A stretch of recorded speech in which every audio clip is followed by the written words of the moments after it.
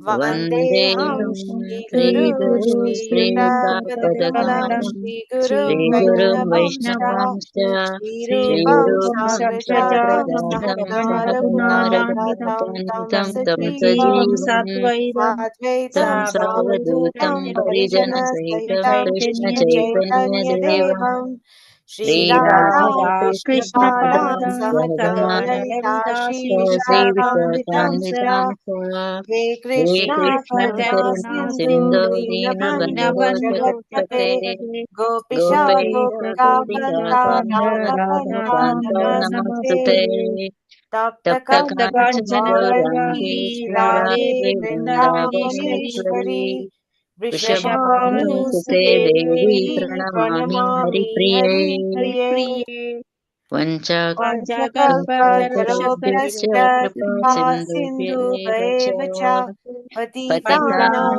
Pavanebhyo Pavanebhyo Vaishnavebhyo Vaishnavebhyo Namo Namo Namaha Namaha Nama Om Nama Om Vishnupadaya Krishna Vishnupadaya Krishna Prasthaya Prasthaya Bhutale Bhutale Srimati Te Bhakti Vedanta Vedanta Swami Swami Namine Nityanamine Namaste Namaste Saraswati Saraswate Devi Devi Gauravani Gauravani Pracharine Pracharine Nirvishesha Nirvishesha Shunyavadi Sunyavadi Paschatya Teshatarine Pashatyadeshatarine Jai Shri Jai Shri Krishna Krishna Chaitanya Chaitanya Prabhu Prabhu Nityananda Nityananda Shri Shri Advaita Advaita Gadadara Gadadhara Sivasadi Srivasadi Gaura Gaura Bhakta Vrinda Hare Hare Krishna, Krishna Hare Hare Krishna, Krishna Krishna Krishna Krishna Krishna, Hare Hare Hare Hare, Hare Hare Rama Rama, Hare Hare Rama Rama, Rama Rama Rama Rama, Hare Hare Hare Hare Krishna, Hare Krishna Hare Krishna, Krishna Krishna Krishna Krishna, Krishna Hare Hare Hare Hare, Hare Hare Rama Rama, Hare Hare Rama Rama, Rama Rama Rama Rama, Hare Hare Hare. Hare Jai Jaya Jaya Shri Shri Chaitanya Jaya Chaitanya, Nityananda Shri Advaita Chandra Jaya Gaura Bhakta Vrinda Jaya Jaya Jaya Jaya Sri Chaitanya Chaitanya Jaya Jaya Nityananda Nityananda Shri Jaya Advaita Chandra Jaya Chaitanya Gaura Jaya Bhakta Bhakta Vrinda Vrinda Jaya Jaya Shri Chaitanya Jaya Nityananda Shri Advaita Chandra Jaya Gaura Bhakta Vrinda Chaitanya Mahaprabhu ki. Yeah. Right. So Prabhavati Mataji, if we go in this order, you first. Mataji, I'm just trying to log in my iPad because my mobile is so small. I can't. I'm Okay, difficult no to. worries. You just as you do. Okay, Asha Mataji, are you ready? Are you happy to read first? Maybe Asha Mataji can go first. Yeah. Mataji, if Let it me is just see. Is okay. she there? Yeah. If she can, otherwise I will. Okay. Okay, Mother. So Asha Mataji, if you go first, Okay. if you do the first five paragraphs, so the chapter we're looking at today is 11th chapter. It's a really nice chapter. It's service to the Lord, so it's obviously a really important topic, and it's a very what we'll do. We'll wait for Prabhavati. Yeah, she's joined again. Okay, so Asha Mataji, should we just do five, five? So you do five, I do five. No, sorry, you do five, then Prabhavati Mataji does five, and then I'll do five. Okay, Mother. Um, and then where is it? Right. Okay. So yeah, if we start with Asha Mataji. Okay. Service to the Lord. Next, Lord Chaitanya explained to Sanatana Goswami the process by which one can approach Krishna.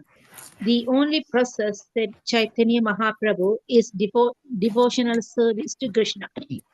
This is the verdict of all Vedic literature.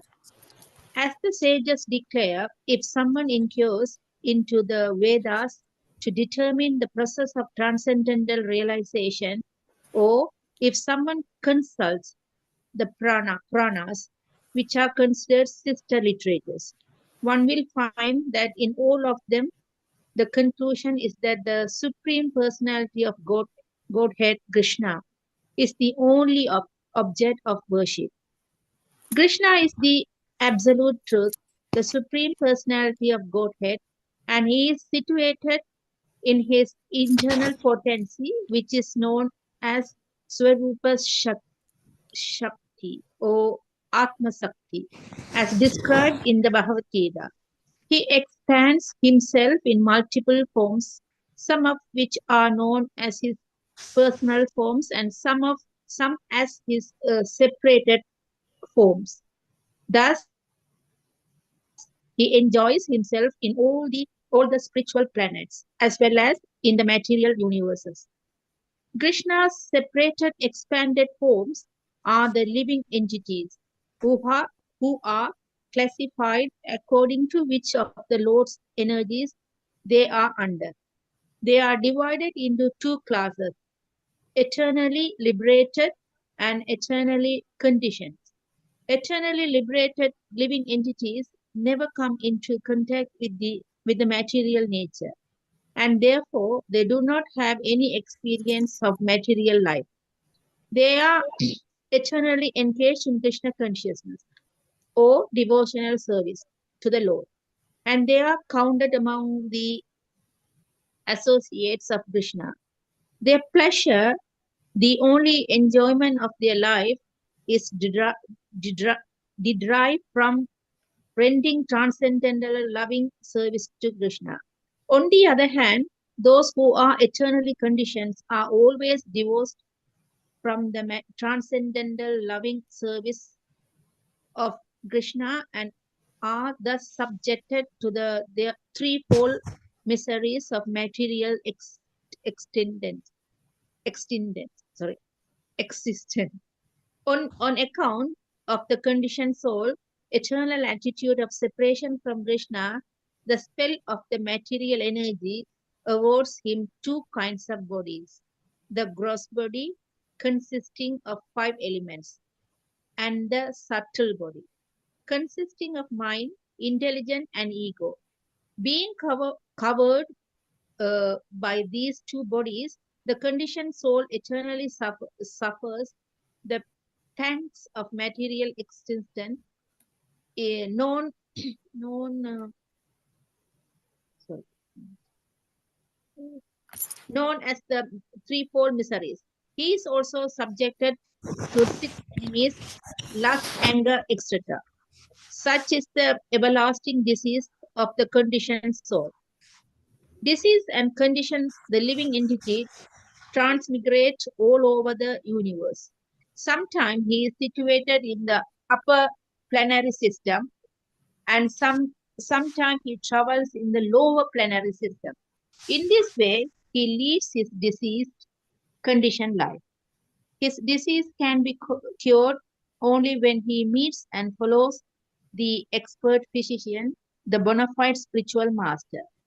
When the conditioned soul faithfully follows the instructions of a bona fide spiritual master, his material disease is cured.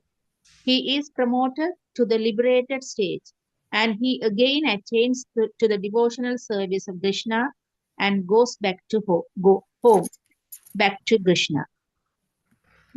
Is one more paragraph? Did you do 5? I 1, think so. 2, 3, 4. Yeah, I think you did. Okay, thank you, Mataji. Thank you so much.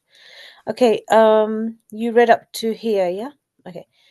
And Prabhavati Mataji, if you could do the next 5 from on the other hand. Thank you.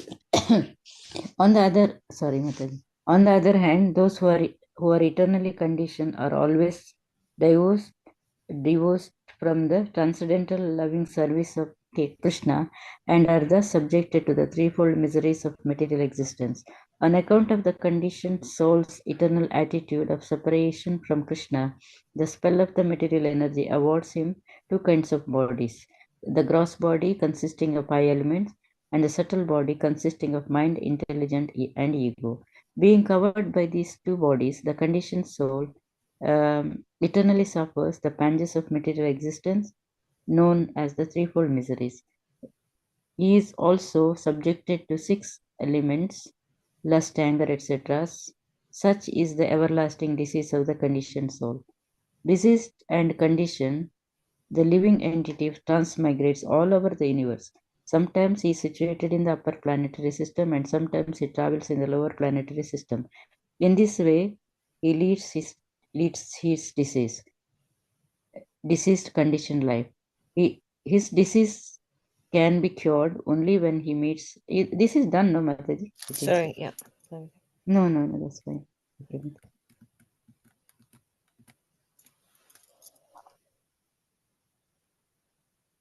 So a conditioned living I entity. think that's it, yeah. Thank you, Mataji. A conditioned living entity should become aware of his real position and pray to the Lord. How much longer will I be ruled by all these bodily functions such as lust and anger? As masters of the conditioned soul, lust and anger are never merciful. Indeed, such bad masters never cease demanding service from the conditioned soul. But when he comes to his real consciousness, Krishna consciousness, he stops serving these bad masters and approach Krishna with a frank and open heart to achieve his shelter. At such a time, he prays to Krishna to be engaged in his transcendental loving service. Sometimes the Vedic literature highly praises fruitive activities, mystic yoga, and the speculative search for knowledge as different ways to self realization. Yet, despite such praise, in all Vedic literature, the path of devotional service is accepted as foremost. In other words, devotional service to Lord Krishna is the highest perfectional path to self-realization, and it is recommended that it be performed directly. Fruitive activities, mystic meditation, and philosophical speculation are not direct methods of self-realization. They are indirect because without devotional service, they cannot lead to the highest perfection of self-realization. Indeed, all paths to self-realization ultimately depend on the path of devotional service. When Vedavyasa was not satisfied even after compiling heaps of books of Vedic knowledge, Narada Muni, his spiritual master, explained that no path of self-realization can be successful unless it is mixed with the devotional service. When Narada Muni arrived, Vedavyasa was sitting by the bank of the river Saraswati in a stage of depression. Upon seeing Vyasa so dejected, Narada explained the deficiency in his com- compilation of various books. Even pure knowledge does not look well unless it is complemented by transcendental knowledge, transcendental devotional service. And what to speak of fruitive activities when they are devoid of devotional service? How can they be of any benefit to their performer? Similarly, Shukadeva Goswami prays in Srimad Bhagavatam, Canto 2, 4th chapter, 17th verse. There are many sages who are expert in performing austerities. There are many men who give much in charity.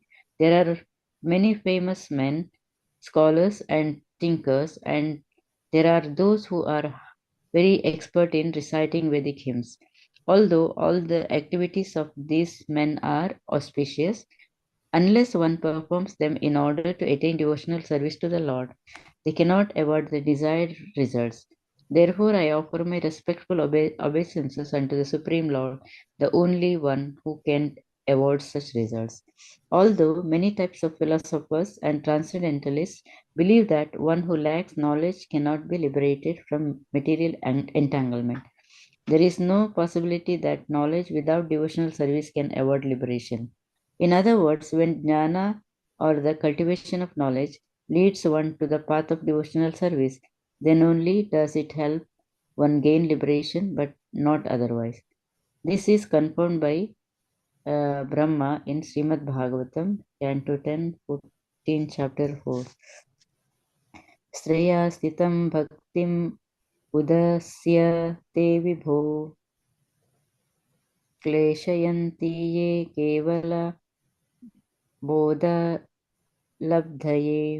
तेषामसौ क्लेशल एव शिष्यते नान्यद्यथा स्थूल Tushawagatinam. Mataji, can you please? Yeah. Okay. Okay, thank you, Mataji.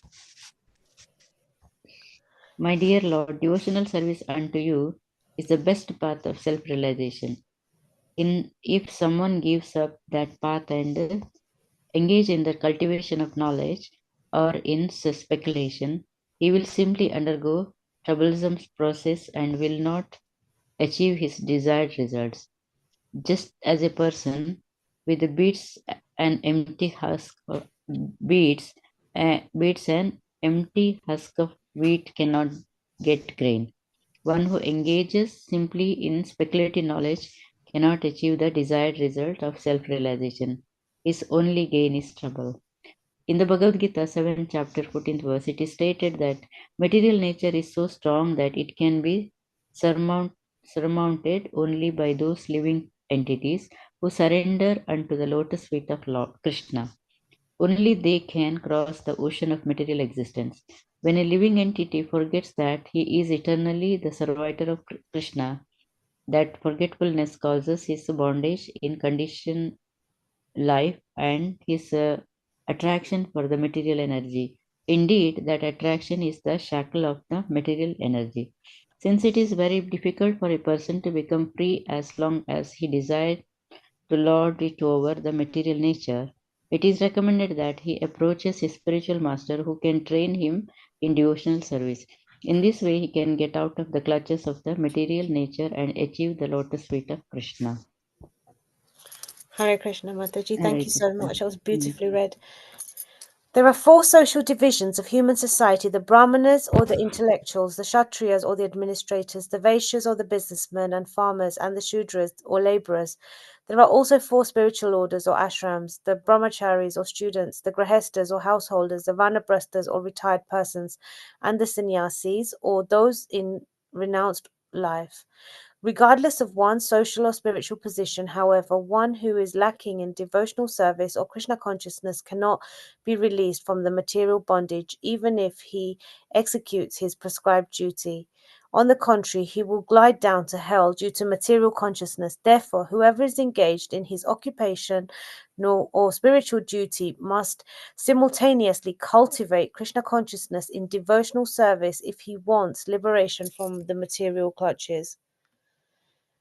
In this regard, Lord Chaitanya recited two verses from Srimad Bhagavatam 11.5.2 and 3 that were spoken by Narad Muni to indicate the path of Bhagavata cultivation. Narad Muni pointed out that the four social divisions of human life, as well as the four orders of life, are born from the gigantic universal form of the Lord, the Virat Purusha.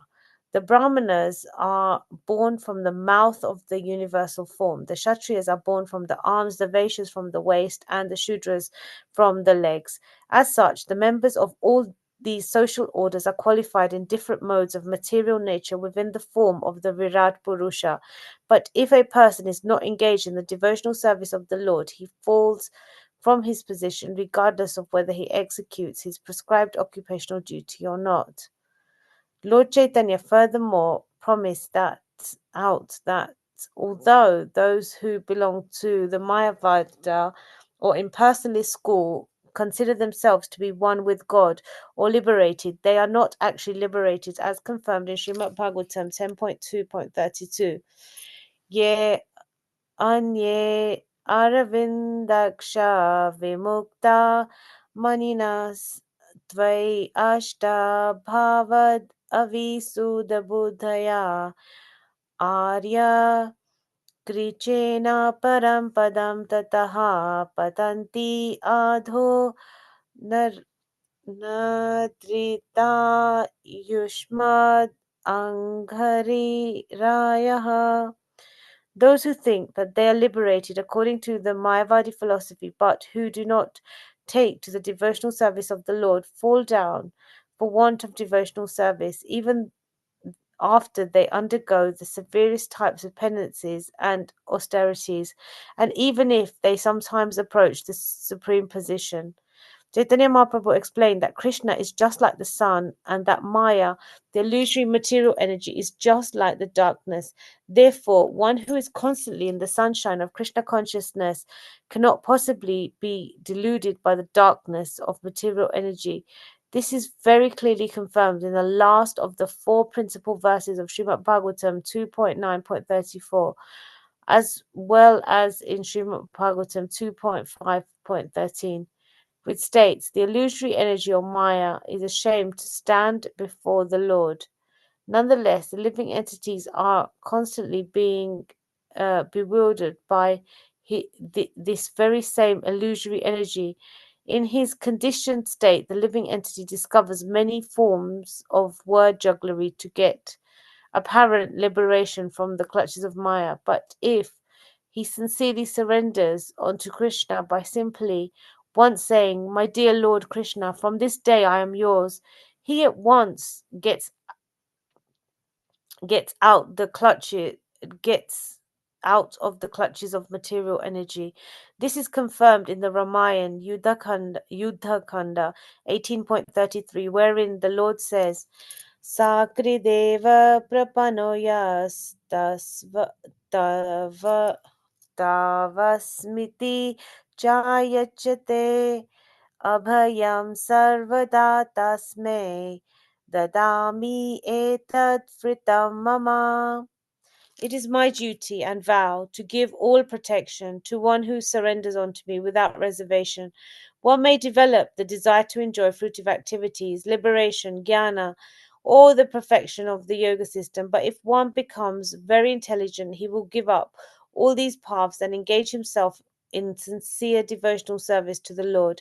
Srimad Bhagavatam 2.3.10 confirms that an intelligent person, whether free from the desires or full of desires for material enjoyment or desirous of liberation, should engage in intense devotional service.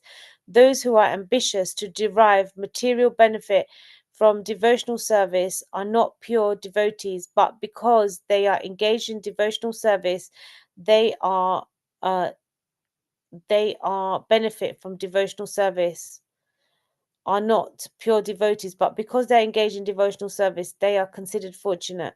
They do not know that the result of devotional service is not material benediction, but because um, they engage in devotional service of the Supreme Lord, they ultimately come to understand that material enjoyment is not its goal. Krishna says that persons who want some material benefit in exchange for devotional service are certainly foolish because they want something that is poisonous for them. Although a person may desire material benefits from Krishna, the Lord, being all powerful, considers the person's position and gradually liberates him from um, from a materially ambitious life and engages him in a more devotional service. Him more in devotional service. When one is actually engaged in devotional service, he forgets his material ambitions and desires. This is confirmed in Srimad Bhagavatam 5.19.27. Satyam Disati Arthitam Arhito Nirnam Nevartha Do Yat Punar Artitaha Yataha Swayam Vidyate Bhajatam Anikchatam Pidhanam Nijapada Palavam.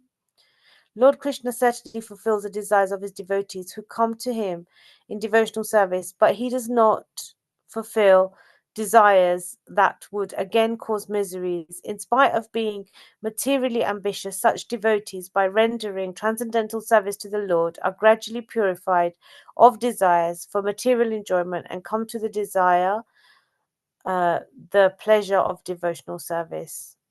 So if we was kind of halfway, so if we stop at their devotional service. Okay, so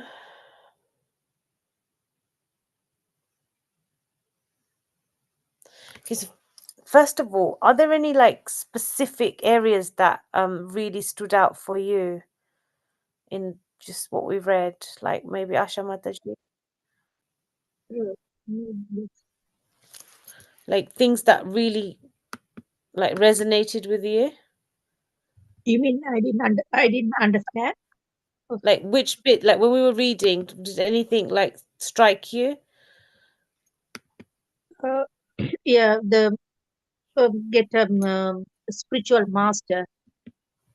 Yeah, this is coming to you quite a bit, isn't it? The spiritual master bit. Yes, ma'am. Yeah. So it's Asha Mataji, let's see. And then Yeah, the bona fide spiritual master. Yeah. yeah, So that's the one. okay, so as we okay, let's just like summarize some of these key points. So um so this is a conversation between Lord Chaitanya, and he's continuing to speak to Sanatan Goswami, who's one of the main Goswamis that was in association with Chaitanya Mahaprabhu, and his texts are texts to resurrect the different temples and the different temple worship and deity worship, and um, how to be a devotee of Lord Krishna. A lot of his texts basically are were in this area. So he's obviously Sanatan Goswami is Rupa Goswami's brother. So they both are devotees of they spend a lot of time with Lord Chaitanya Mahaprabhu, and also they have a nephew called Jiva Goswami. So he's one of the other Goswamis that is in close association with Chaitanya Mahaprabhu um, through his uncles.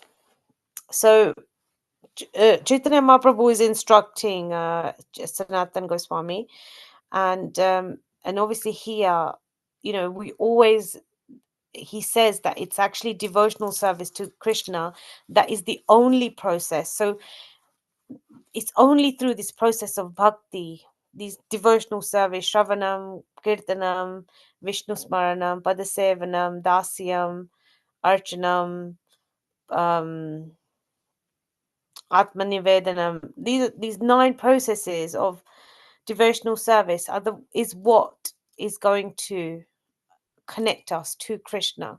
So whether we do that in a Raganuga Bhakti, like when we do it spontaneously, the 64. So a lot of this is actually in Bhakti Rasamrita Sindhu also. So whether we do that as like first when we start, especially the first it I think everybody generally has a very good relationship with Krishna, like especially like we all have an understanding. But once we take initiation, that deepens, and we get more and more services which we can attach to. And as we do them, our surrender, our we listen more, we do more, and all these things actually is like spiritual credit for us. So we can either do devotional service in a systematic kind of in a way, in sadhana bhakti, that's in the beginning.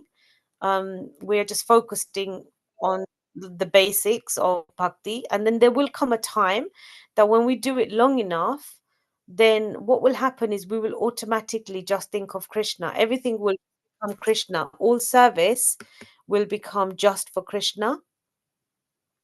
Um, and it happens automatically. We don't have to think about it, it will just happen. And then anybody in this, especially in the line of bhakti, everybody also, all the sages declare this truth, that it's only the process is only bhakti.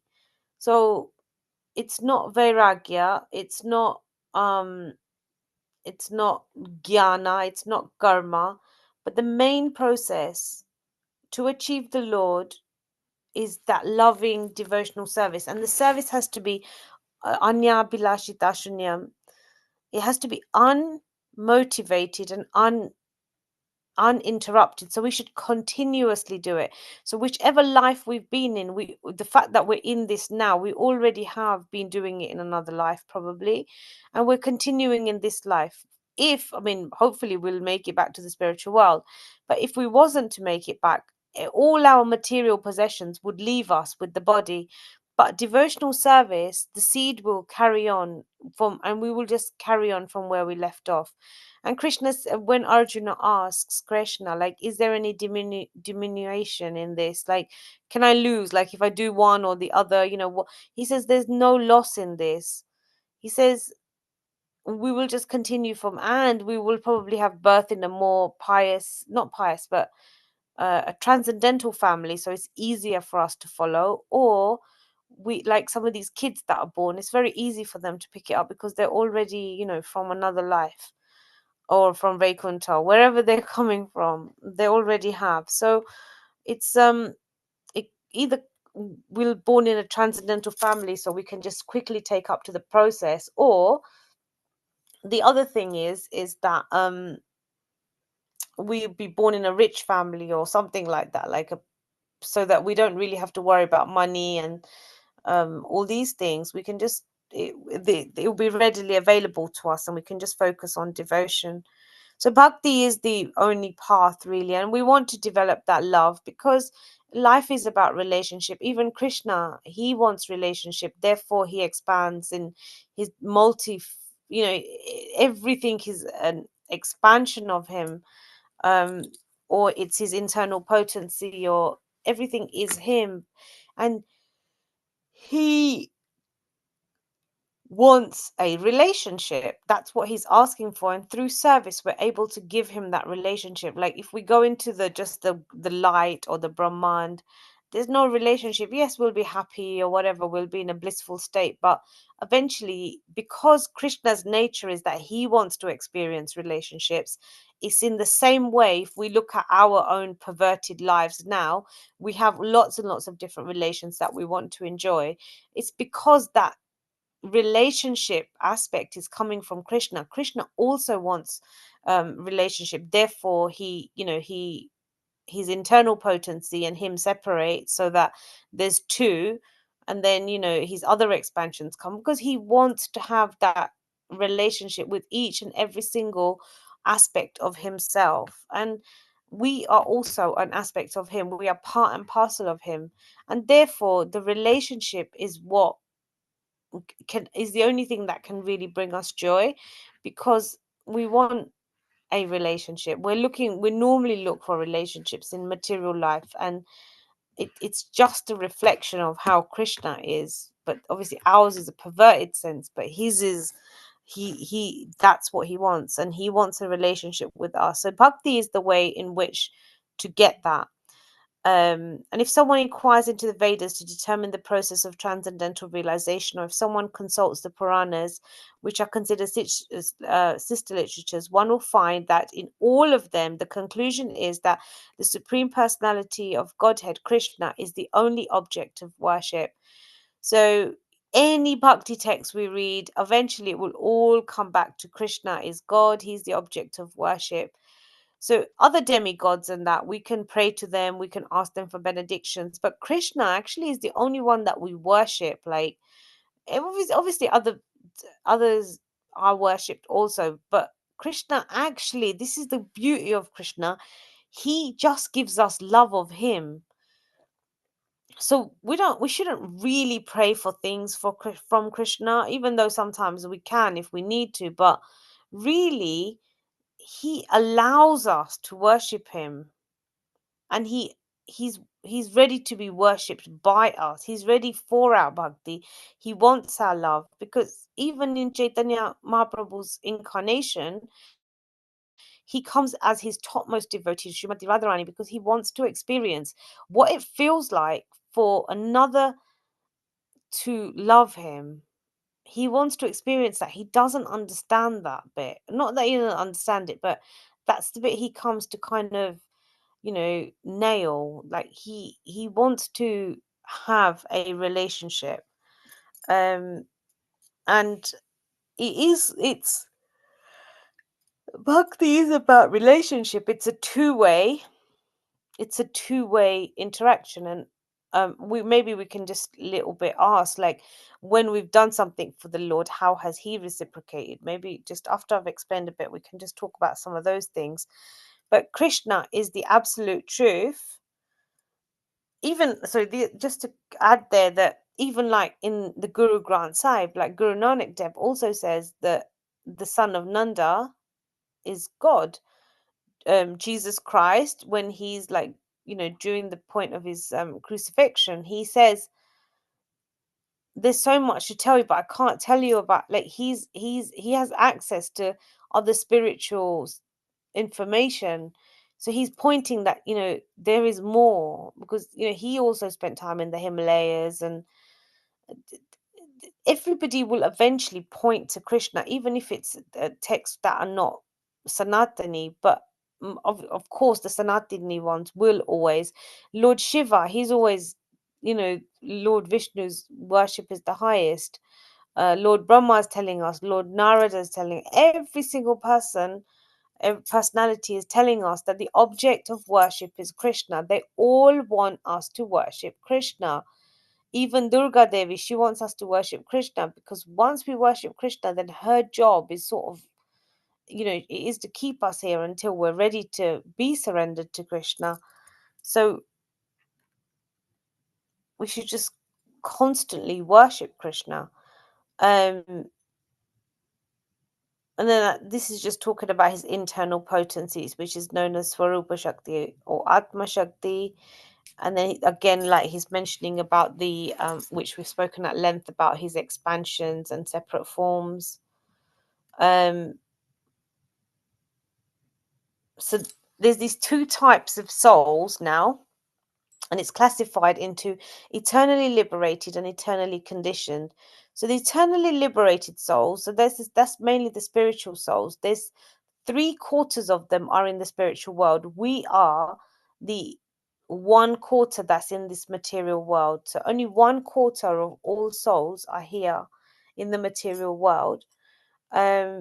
Because eternally liberated entities, they don't want to come in contact with material nature, because obviously it's a degradation for them. So, but because of these pious souls like Srila Prabhupada, who were from the spiritual world, and then they came, you know, they've given us this mercy. So lots of times we see in in time and time again, these divine beings that are from the spiritual world, they come to tell us about the spiritual world, to attract us back, because unfortunately we are the naughty souls that stayed, and therefore we have the material bodies. And yeah, just having the material body itself, it's like, it's obviously is a temple of Krishna, and our soul resides in it and around it, etc. However, um that wasn't the aim. The aim actually was to go back to Krishna. Um we want to be at some point liberated from all these things, but obviously with, one of the other things is, for a devotee, actually, it doesn't matter if he's eternally liberated or eternally conditioned, as long as he is in service of Krishna. And that's kind of like the main key thing, that it's about what Srila Prabhupada said, whether he's in hell or wherever he is, it doesn't matter, as long as he's preaching, as long as he's continuously in remembrance of Krishna, and he's moving in that direction. And when these eternally liberated souls, all they do is they're just engaged in Krishna consciousness. So there's so many of these descriptions of the spiritual world, which Amol Prabhu talks about quite in depth. They all suggest this, the spiritual world is like where everything is a dance, everything is a song, everything is happiness. It's good, it's Vaikuntha. There is no anxiety, no worries. Whereas this is Gunta, this is the place for worries, for anxieties. So in the spiritual world, that it doesn't happen. Everybody's just, they just get on because it's the service of Krishna.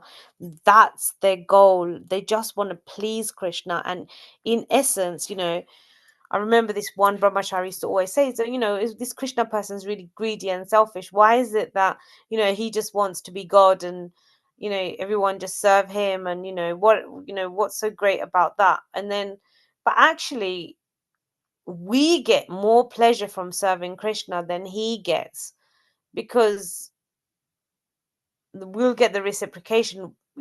Again, we'll ask this question in a moment.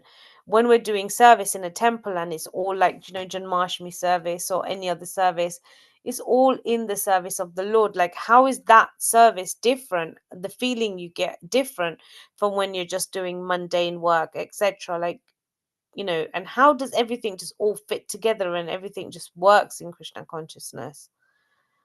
And then Chaitanya Mahaprabhu, he goes on to speak out that eternally conditioned are always divorced from transcendental loving service of Krishna.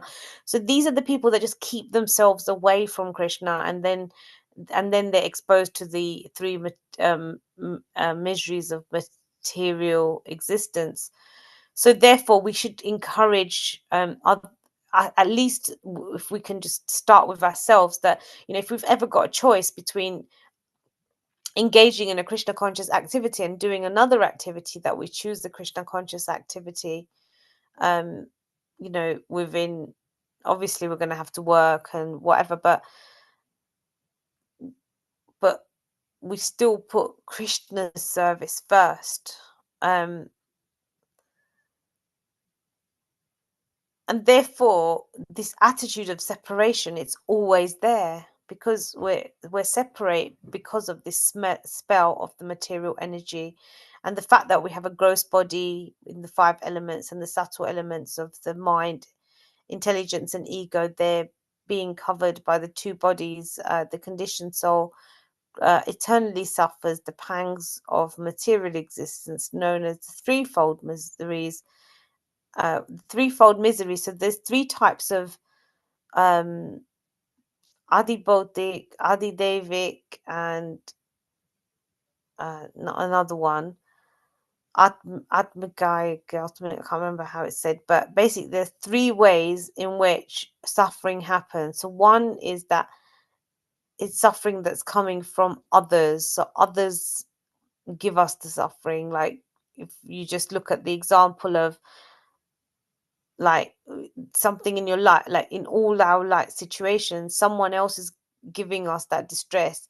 The other one is that material nature is giving us the distress. So, earthquakes, floods, this, all these COVID, it was, and then the other person that gives us distress is ourself, our mind. So these are the 3 ways in which we constantly are suffering these threefold miseries, and that we're dealing with all these enemies like lust, anger, greed, illusion, envy, hatred, and we're dealing with them. And Krishna consciousness is the only way in which we can overcome them. But however, this everlasting disease of the soul, we just continuously go through that until we take up to this process of bhakti, or we start, really cleansing ourselves from within, and really working on ourselves. We're constantly um, we have to meet with these distresses.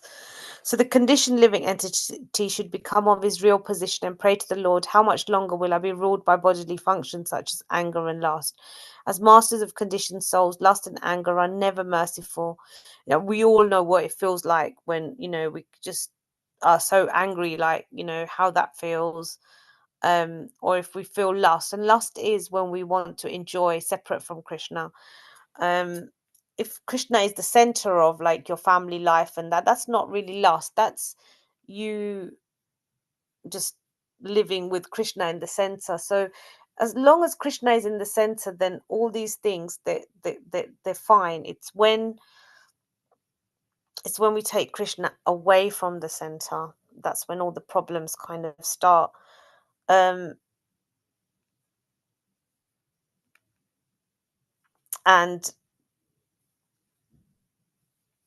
even if we think about all these masters, all these people, these bad masters that we have, like these bad managers and these horrible people that keep demanding service from us, and Krishna, once we take to Krishna consciousness, he stops serving these bad masters and he approaches Krishna with a frank and honest, open heart to achieve his shelter. So once we take shelter of just Krishna,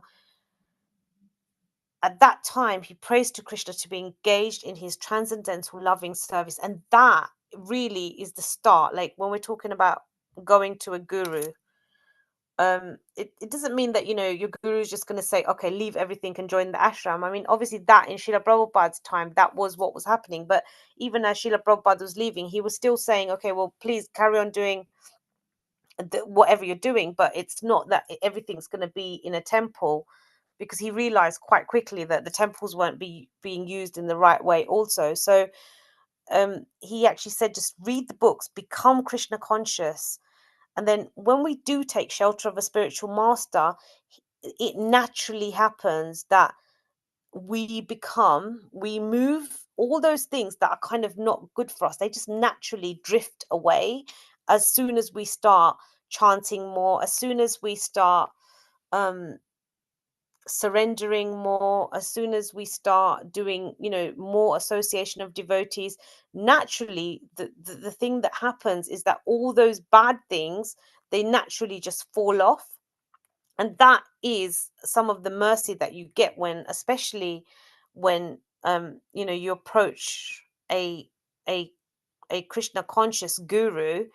It naturally just drops off. Or even in our prayer, if we just open our heart and take shelter of Krishna, he's basically offering us. That's why we keep meeting devotees, etc., because eventually he wants us to just take to his service. And obviously there are the different, your guru's never going to say, oh, just leave everything if you're in Van Ashram still. But what the guru is able to do is he's able to take the soul and mold it in a way which is conducive for that soul and Krishna consciousness. So it might be that, okay, well, carry on, you've got a few years with in your material, in the specific way, so just do that. They're not going to necessarily take you away from your spouse or whatever. They're just going to fit your life in so that it's in a Krishna conscious way, and it will just mold itself. When you get the blessing of that guru, the molding just happens naturally. And you have lots of devotees that then they'll just take up certain services in the temple, which is then directed by their guru. And then obviously you're doing devotional service, and then you start doing a bit more, and then you gradually leave the other things and you take more to that path. So yeah, this is definitely one of the benefits of a spiritual master. You get a lot of, what happens is you stick to your line of bhakti in the correct mindset, in the correct way. So for example, if it's in your nature to be greedy, or you just want fame, Krishna will easily give you that. He will easily give you money, but he won't give you bhakti very easily. But if it's in your nature to do bhakti and he wants you, then he might create hardships for you so that you do take to this because Krishna doesn't want, I don't think Krishna wants, like, if you just notice, even though he's there for everybody, but what you'll notice is that if you're sincere, then Krishna's uh, he just creates different paths for you, and he doesn't let you go down a path which is not conducive to Krishna consciousness. He will not allow you. He will cut those paths out of your life if they are not conducive, and they're going to take you away from him. this, like, as you take up to a guru, you will notice this more, like things just, like when you, where in a way everything was just open before, things start becoming a bit more restricted, and yeah, it's a bit different being initiated.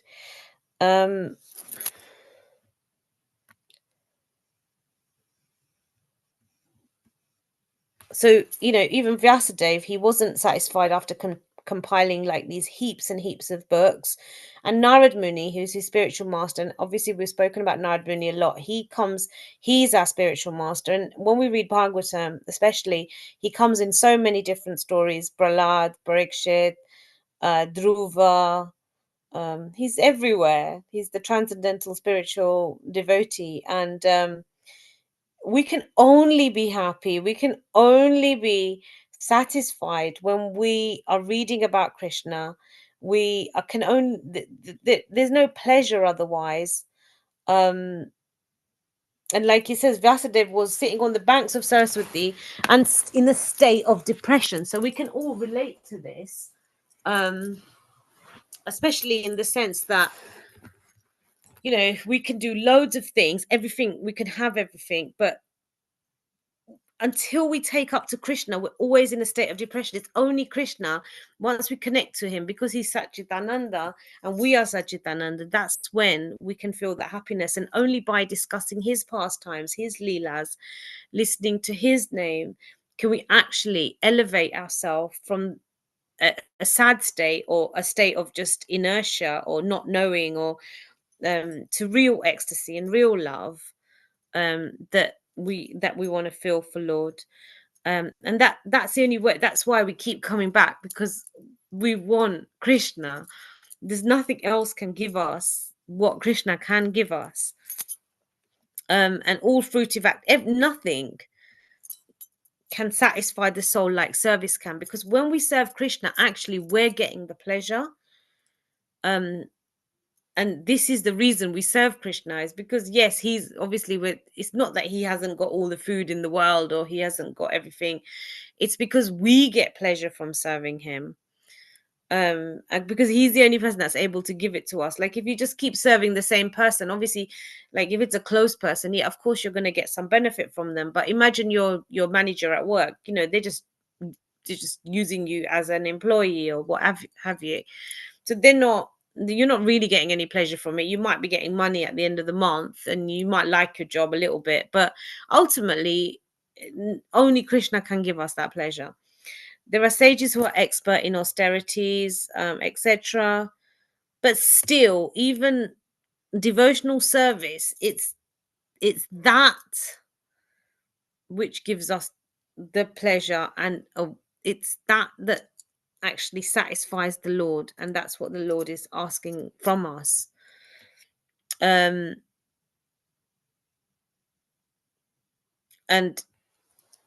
we can't, although many types of philosophers and transcendentalists believe that one who lacks knowledge cannot be liberated from material entanglement, there is no possibility that knowledge without devotional service can award liberation. So again, it's through this act of devotion. And how lovely is that? It's an act of love that gets us there. It's not, it's not an act of austerity or charity or gyan, or it's actually the soul is, it wants love, it's pleasure seeking, and it's through that pleasure, through that love, through giving it to Krishna, that actually we can experience it. So how lovely is our Lord, that he's actually, how many people in this world can you even love? I mean, can anyone even love you back? But Krishna can actually, he's the only one that can love you like you deserve to be loved. He's the only one that can love us. He's the only person that comes with us life after life. Like you imagine, like in this life you have one mother, one father, one brother, one sister, one husband, one child, whatever it is. They'll come with you and they're with you in this life, yeah. But Krishna's with us in every single life. He's been with us. He's our real partner. He's the one that loves us. He's the one that cares for us, yeah.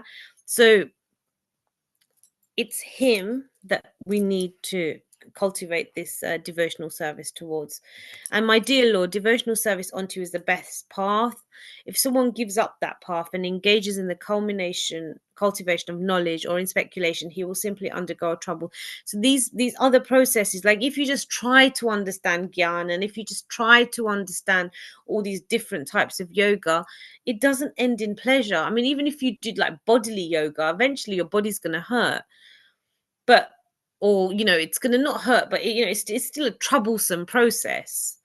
Like it's still taxing, whereas bhakti is just all pleasure. I mean, if you eating prasadam, it's all pleasure. Being in kirtan, singing kirtan, chanting Lord's name, listening to his leela, it's just pleasure. It's all pleasure. And then just engaging in that love for him.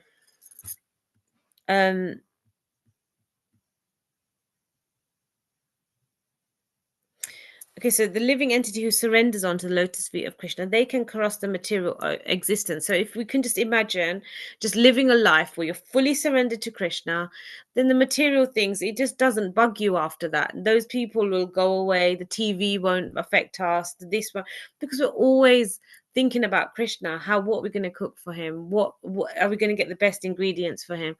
Are we going to chant his name? Are we going to attend this? Are we going to do that? What are we going to do to please Krishna? So always in that mood. We're not going to start thinking about other things.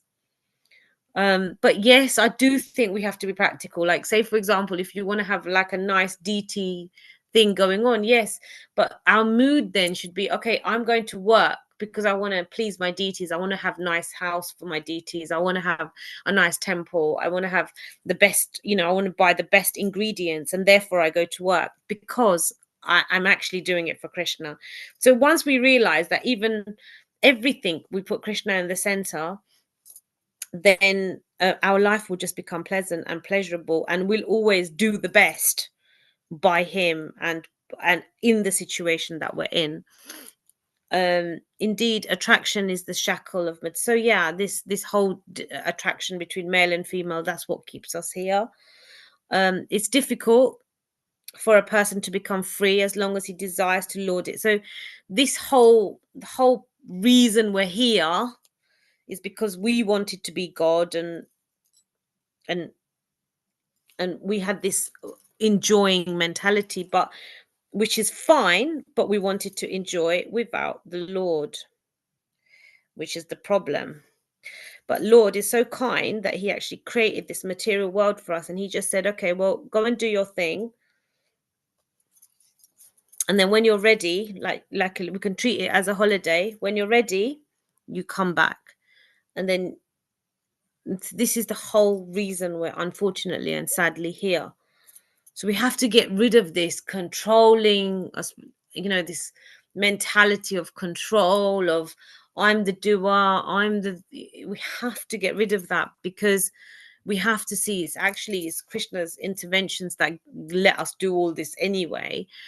But the fact is we have to keep Krishna in the center, because we did want to, and that's why we're in the material world.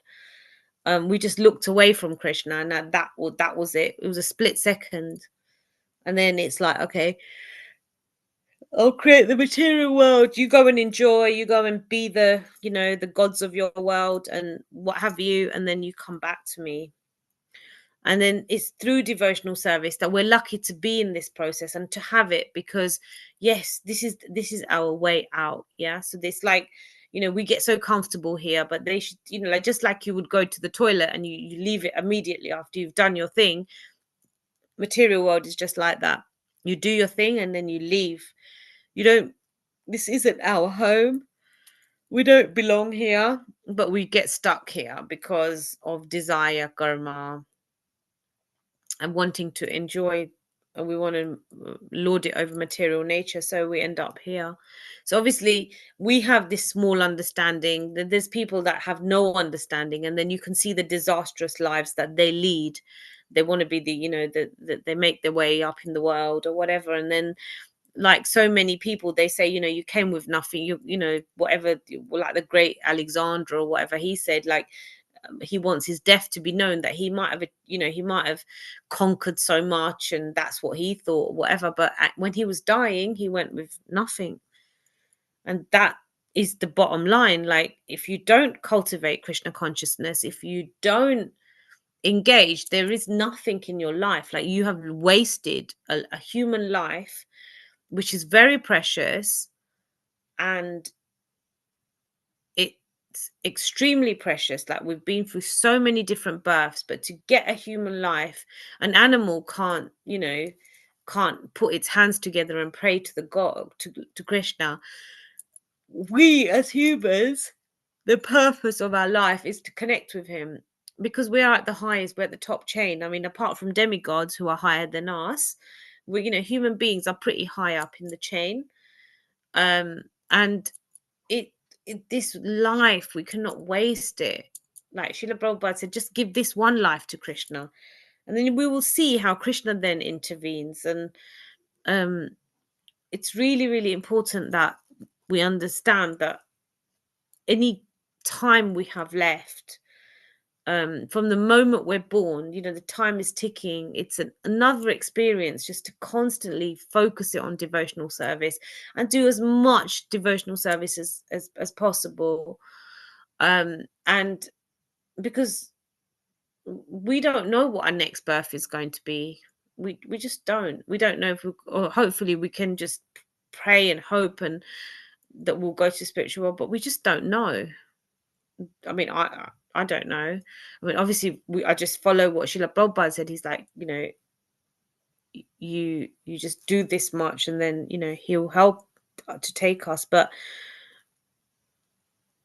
why get stuck here? I mean, even this isn't our home. We, like, once you realize something isn't for you, you move away from it. This body is not ours. We will one day leave it. The relations that we have, we might have another set of relations. There's certain things we just don't know, but our actions are what we're doing now is working towards creating our next body or our next destination. So the more we do in bhakti, the more devotion we do, the closer we get to Krishna. Otherwise we get stuck. And we have to, individually, we have to fly our own planes. Like when we look at some of the texts, we have to fly a plane. We have to be ready. We have to be spiritually strong. We have to be spiritually fired up. We have to, it's not, you have, it's that intention that, like Srila Prabhupada, his full attention, his full, he gave everything he had to the Krishna consciousness movement, because he knows this is the path. This is what needs to be spread, because there's no other way out. He did the biggest service to the Lord, to the world and to the Lord. He delivered the whole world. We can just play our part in that by becoming Krishna conscious. And therefore we can actually be eased from this, and it's recommended that he approach a spiritual master, because who can train him in devotional service. Your spiritual master will be able to understand what stage you're at, what level you're at, and then engage you in service in accordance to that, which makes it easier. So you can just like focus on one service or another service, depending on what your own natural ability is. And this way, if he then recommends a service, then we can get out of the clutches of Maya, because we're attached to the lotus feet of the Lord at that point. And then whatever actions we do, it's in relation to Krishna. Like our life should be, whatever we're doing, whether it's work, family, whatever, it should be that it's an expression of love for Krishna. So obviously there's ashrams, is talking about the 4 different brahmanas, kshatriyas, the 4 orders. So regardless of one's social or spiritual position, however, one who is lacking in devotional service or Krishna consciousness cannot be released. So again, this importance of service to the Lord, We want to be released from material bondage. We don't know how many lifetimes we've been here struggling or not struggling, and in this lifetime we've found, you know, a deep connection to Krishna through, you know, these scriptures that Srila Prabhupada has left us, or through our families, or through our backgrounds, or however we found. Even if we was to do our duty properly, all, you know, your whatever you do, you're doing it perfectly, your perfect wife, perfect whatever. But none of that is gonna, that is still leading us to an, you can just see it, like if you look at people in a more of a hellish condition than us, there's loads of people that don't know about Krishna, and then you could just see them, like you might see them at work, they're just getting more and more degraded, they're moving more and more into gliding down into hell because they don't know. But we do know, so therefore we can either help, we have to help ourselves first and then we can help others. But this spiritual duty, it has to, it's two parallel, the occupational duty and the spiritual duty, like they say, it's like two wheels of the same car, they must run simultaneously, and we must cultivate Krishna consciousness. So even when we're at work, we can act in Krishna conscious, where when we're in the temple, obviously we will. But it's not easy, even in a temple, like you can just be doing an activity, but are you doing it in Krishna consciousness? Are you actually connected to Krishna? Are you doing it in a way which is pleasing? Service is joyfully performed, Srila Prabhupada says, in many occasions. So are we happy when we're doing it? Because if we're half-heartedly doing it, or if we're just doing it as a sake of, oh, I'm just doing it, yes, we will get some benefit from it, but really, are we that engaged? Devotional service is something we should never think we'll ever finish doing. It's something that continues, it grows. Devotional life, spiritual life, like where material life stops and starts and whatever, spiritual life is different. It continues, and it grows, and it enhances itself, and it's completely different. And we must do it. And obviously, again, Chaitanya Mahaprabhu is saying, he, you know, he has this thing about these Mayavadis, that impersonalists, people that don't relate. And they fall down because they want devotional service. So even those, so I don't know who, I'm not so like, you know, there's still one of like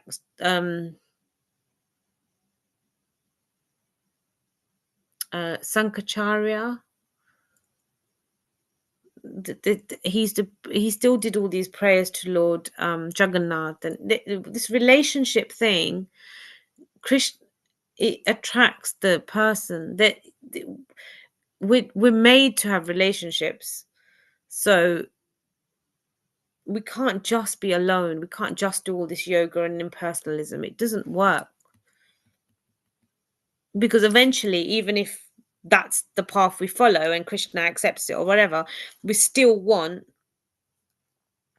a relationship with him. We It's impossible to know Krishna and not want a relationship with him.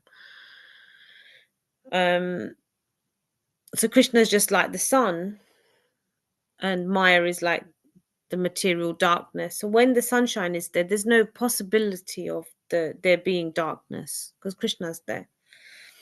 And you know, Maya is ashamed to stand before the Lord, because sadly her role is to keep everyone in the dark. But we have to move into the light, and we have to move into loving Krishna. And you know, only just surrendering onto the Lord and just saying, my dear Lord Krishna, from this day I'm yours. He, as soon as we say that, you are mine, I think this whole the gopis actually said, so even though they were you know, they got the liberation and stuff, they asked that they would just be female, like they would have the female composition. So even though they were like liberated and all that, because they want to please the Lord in that form. And this should be our prayer: you are ours and we are yours. That's it, full stop. And then we are out of Maya. Like just practice that just now. And it gives Lord so much joy when we do that. And yeah, we might get other benefits from doing other, but nothing is going to beat loving Krishna.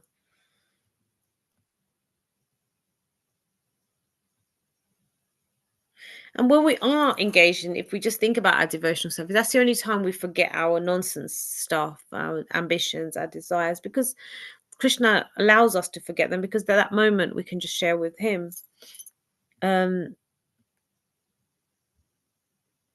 And Lord Krishna certainly fulfills desires of his devotees who come to him in devotional service, but he does not fulfill desires that would again cause misery. So, so often we hear that when someone prays to Lord Shiva, they become very opulent, they get a nice relationship.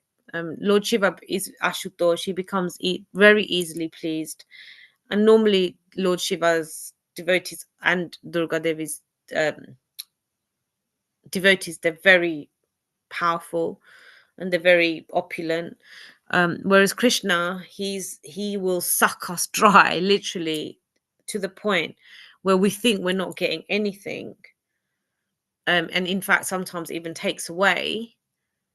But that's just to develop our depth and our love, because he knows that those things eventually are going to cause us pain. So if you have a really wonderful relationship and then one person dies, or you have lots of money and then you lose it, or they are the money in itself, if you're so absorbed in that, it's not going to allow you to be Krishna conscious, so you're not going to experience real happiness. And through just naturally we're going to lose relationships, and eventually everything will become a source of misery. So Krishna doesn't always, he gives us what we need but not necessarily what we want. And in spite of being materially ambitious, such devotees, by rendering transcendental service to the Lord, are gradually purified of desires for material enjoyment, and come to desire the pleasure of devotional service. So we want to, it's not about satisfying our senses at one point, it's about satisfying the senses of the Lord, because through his senses our senses also become purified, and we also receive pleasure. So our mindset changes, that gradually, like, those things that were important to us before, they no longer really are that important. And if they come, they come. It's not that we're really that bothered by them or that not bothered by them. um but the main thing is that we get joy from when we're chanting, or when we're in katha, or when Krishna, when we're talking about Krishna, or when we're doing service for Krishna.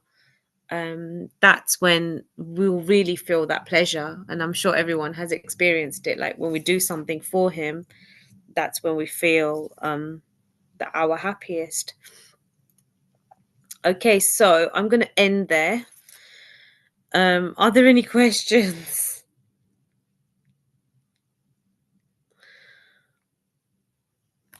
I think I've gone on to, I think we read quite a bit. Are there any questions? Very nicely explained, Mataji. So beautiful. Thank you so much. So with that, are there any realizations that anyone would like to share? I've just realized, I've just looked at the time, it's 9:20 nearly. Okay, so Usha Mataji, would you be kind enough to sing the Shingadev prayers, and then we can continue from where we left off next week?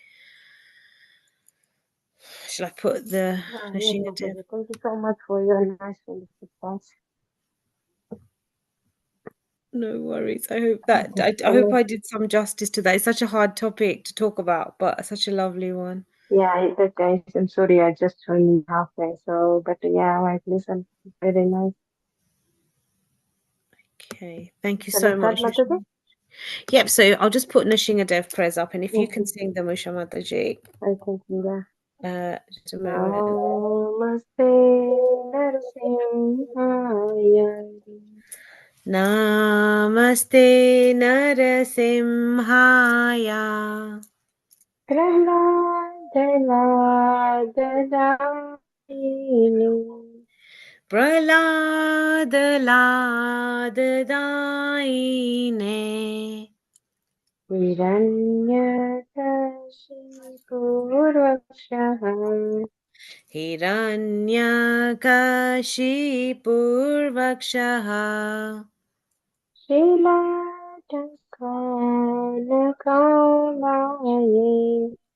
शीलातङ्कानकालाये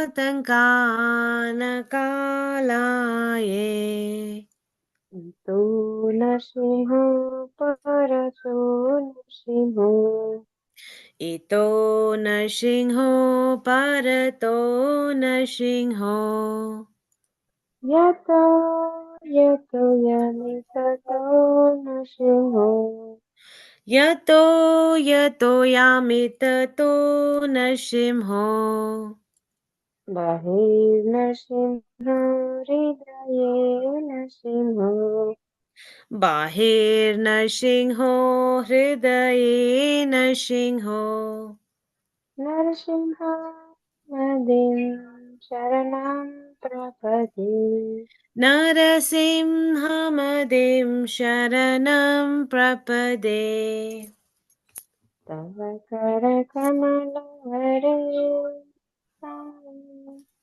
अच्युतशृङ्गा Dalita कन्यकशिपु तनुभृन्द